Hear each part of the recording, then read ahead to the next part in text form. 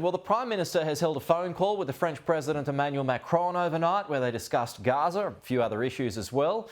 But of course, it's all in the lead up to the UN General Assembly in New York next month, where France will declare a Palestinian state if certain conditions are not met. Joining us live, the Assistant Citizenship Minister, Julian here. Good to see you this morning, Julian. So the PM, he's also going to meet the Palestinian Authority President, Mahmoud Abbas. The momentum continues, basically. So is it becoming more and more likely that Australia is going to follow France's lead and make this call at the UN?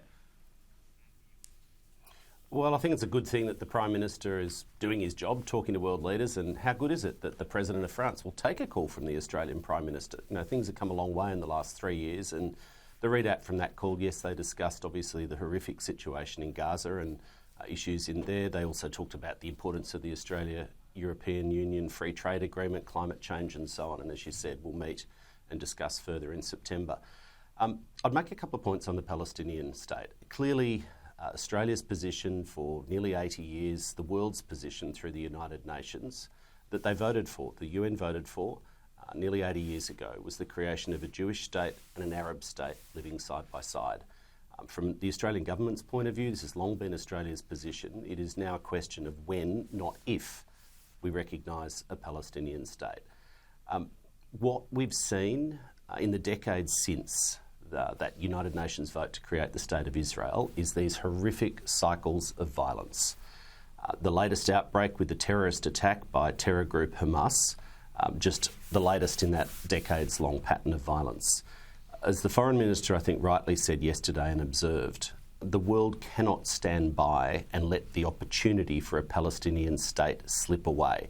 We're talking millions of people who also have an ancient historic connection to those lands, alongside the Jewish people in the now state of Israel. The final point I'd just make, while the world's attention has rightly been focused on the humanitarian catastrophe, on the horrors in Gaza, on the ongoing incarceration of the hostages, the acceleration of Palestinian dispossession through illegal settlements in the West Bank has continued. Australia has sanctioned 2 Israeli government ministers, the most egregious, offensive proponents of that ongoing dispossession, and we cannot let the opportunity for a Palestinian state slip away. So we are not a big player in Middle Eastern politics. If we do make a declaration, is it going to make any difference, or is it a symbolic gesture? You're spot on, Pete, and we've talked about this before. I talk about it in the community, and I think the vast majority of Australians recognise the truth in what you just said, that Australia's influence in the region is very limited.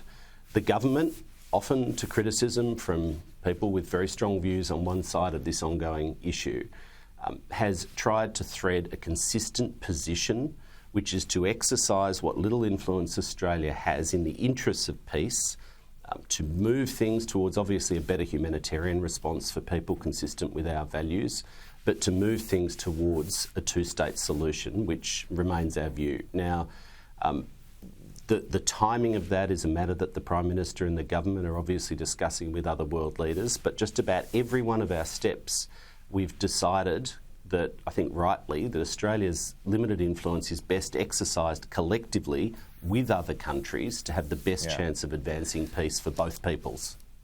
Who does the world negotiate with, though? Is it the Palestinian Authority who aren't in charge?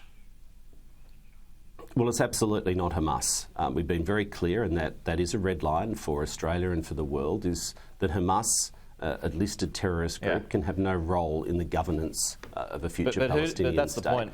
But who does the world negotiate with? Yeah, and the Prime Minister spoke to the head of the Palestinian Authority, I think, again this week. Will speak again in September around the United Nations and has agreed to meet. Well, this is the point, isn't it, Pete? I mean, we keep going in these cycles of violence.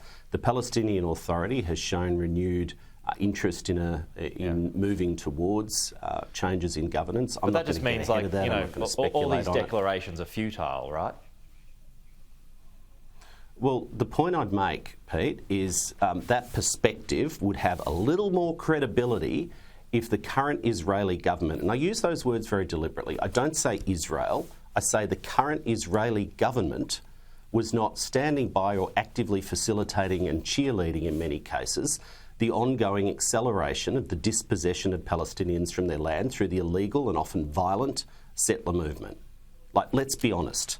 When you look at the map and you see illegal Israeli settlements every day, the ongoing reports of violence, of murder, of dispossession, of economic dispossession, of the seizing of land, that will see any possibility of a future Palestinian state slip away. That's what we need to focus on. And so all of the issues you're raising are absolutely legitimate. They're problems to be overcome, but let's not lose sight of the main game. If the world does not act collectively and soon, then the opportunity for peace and two states slips away. And what happens then? We will have to leave it there. Julian, good to chat as always.